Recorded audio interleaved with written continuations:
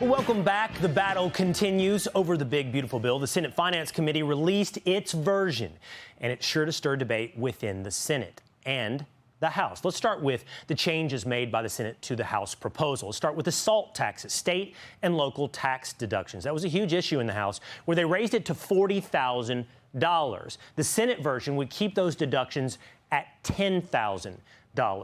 The Senate also looking to increase the debt ceiling to $5 trillion, up from the House's $4 trillion. Now, remember, President Trump said he would like to see the debt ceiling abolished.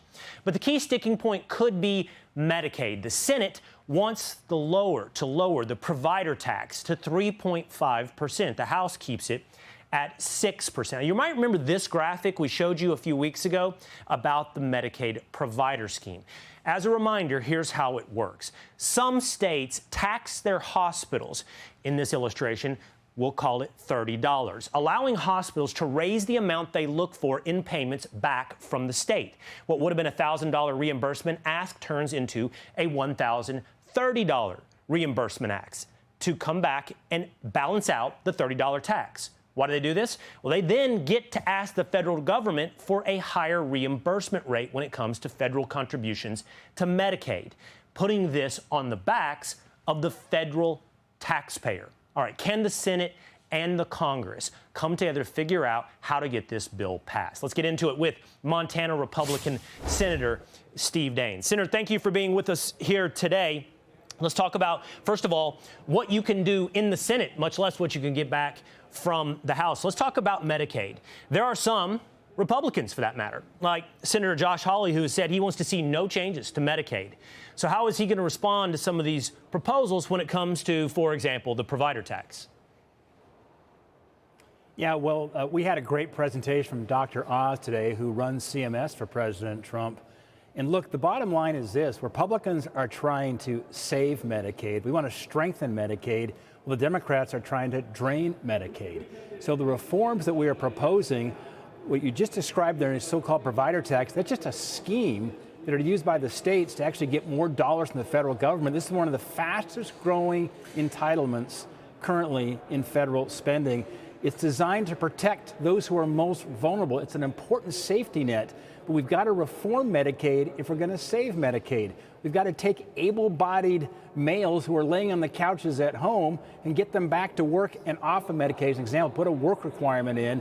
And the reforms we have made, we think are reasonable. And it's, again, the way we save this very important safety net. All right, we'll see if you can rally Republican senators around that proposal. But then you'll have your battle coming to a compromise with the House. And the House, many Republicans in the House have warned about any reductions to the state and local tax exemption.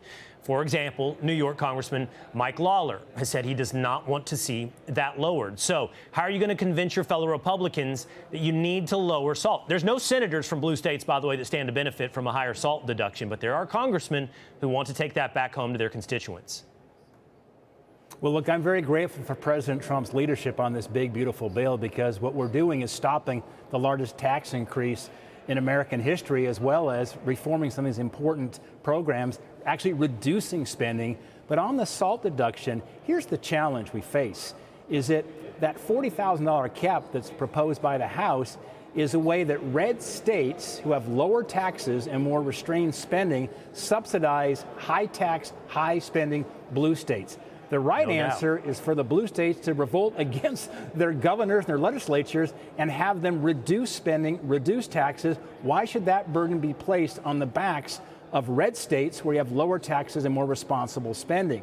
So there's going to be a compromise here because, look, the president wants to make sure we get this on his desk by July 4th. We need 218 Republicans in the House, 50 plus 1 senators in the Senate to get this through. There's going to be a compromise here. But look, this is a very expensive proposal the House has given us. It costs $350 billion to raise that cap to $40,000. The irony behind this is that by far most hardworking Americans, even these blue states, are not even getting close to that $40,000 SALT deduction. The average SALT deduction in some of these blue states is less than $10,000. So if we want to protect firefighters and policemen and nurses and teachers and those hardworking Trump laborers, then we don't need to have $40,000. $10,000 actually does more than that for the middle class in this country. Senator, you've made a convincing argument that you have no problem convincing me of with that level of persuasion, but I'm a willing audience. So I wish you luck in convincing Senator Hawley or Congressman Lawler or your fellow Republicans to buy into what you just told us as well today on ways you guys can come together on a deal. Senator Daines, thanks for being with us here today.